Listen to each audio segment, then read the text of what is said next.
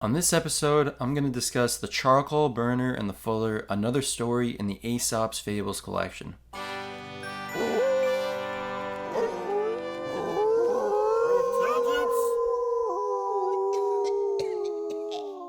Welcome back to the podcast. My name is R.E. On this episode, another edition of the Aesop's Fables series. I'm going to be talking about the charcoal burner and the fuller. So how does this story go? Well, first, there's a charcoal burner, I think that's still a profession now, maybe, who lived and worked by himself. And a fuller, who is basically a person that cleans clothes, came and settled in the same neighborhood. The charcoal burner liked the fuller, and he asked if they would want to live together. He said, quote unquote, "We shall get to know one another better that way, and besides, our household expenses will be diminished." Pretty good reasoning. And the fuller replied, "I couldn't think of it, sir, why everything I take such pains to whiten would be blackened in no time by your charcoal." Pretty funny. And the moral is like will draw like. I thought this was a pretty interesting story, especially because I had no idea what a fuller was beforehand. But the analysis, the takeaway that I get from this is that the people that we surround ourselves with is very important. The charcoal burner had some good reasoning for wanting to stay with him, that they could have less expenses and get to know each other, but it wouldn't make sense for the fuller if he's cleaning clothes all day for no avail because they're going to get all ruined by the charcoal, by the black stuff.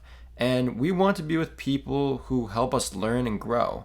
We don't have to be the same, but we probably idealistically want to have some things in common with those people. We don't want to have a disadvantaged relationship. In nature, we talk about symbiosis, that both parties are getting something from the relationship. We want to be adding value to each other in some way in our relationship.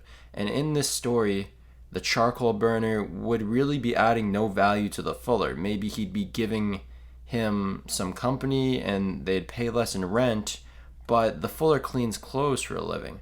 The charcoal burner would literally hurt his business because he would be ruining all of the clothes.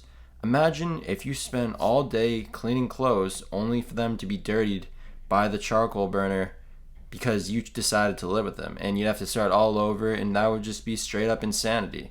So the moral of this story, like will draw like. We're going to be with people that are more like us, and that makes sense, that people in the same occupations will be drawn towards each other. People with the same passions and interests and hobbies will be drawn towards each other. So where do you see this story applied in your own life? I would see this in that clubs and schools bring together like-minded people, that's salsa. Clubs and schools bring together like-minded people, like will draw like. If you have an entrepreneurship club at your school, that's going to draw people who are interested in entrepreneurship. People with similar passions and hobbies and goals, and they get to network. And exactly, like will draw like.